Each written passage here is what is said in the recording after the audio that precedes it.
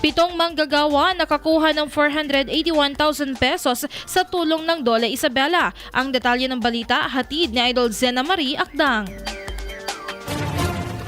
Umabot sa 481,000 ang natanggap ng 7 truck driver mula sa isang rice milling company sa Isabela matapos silang dumulog sa Department of Labor and Employment hinggil sa hindi naibigay na 13-month pay at hindi makatarungang salary deductions. Personal na nagsumite ng request for assistance ang grupo sa Dole Regional Office 2 noong August 7, 2025. Makalipas lamang ang 20 araw noong August 27, nalutas ang usapin sa pamamagitan ng single entry approach matapos mapatunayan sa pagsusuri ng payslip at iba pang dokumento ang kanilang mga reklamo. Pinangunahan ni Sena Desk Officer Reynald Alan ang buong mediation process hanggang sa pirmahan ng settlement. Lubos naman ang pasasalamat ng mga manggagawa sa mabilis na aksyon ng ahensya. Ang Sena program ay layuning maresolba agad ang mga issue sa pagitan ng manggagawa at employer sa loob ng 30 araw upang maiwasan ang paglala ng labor dispute. Idol, nanunuyubat, humihina ang elasticity o pagbanat ng balat, bumababa ang fat level sa ilalim ng balat, gayon din ang collagen availability sa katawan, kaya naman 50 pa lang mukha ay kulubot na.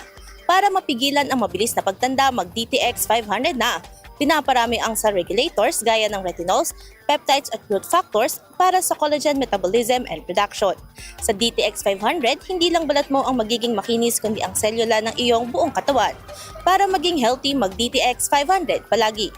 Para sa IFM News, ako si Idol Zena Marie Akdang, Idol. IFM News.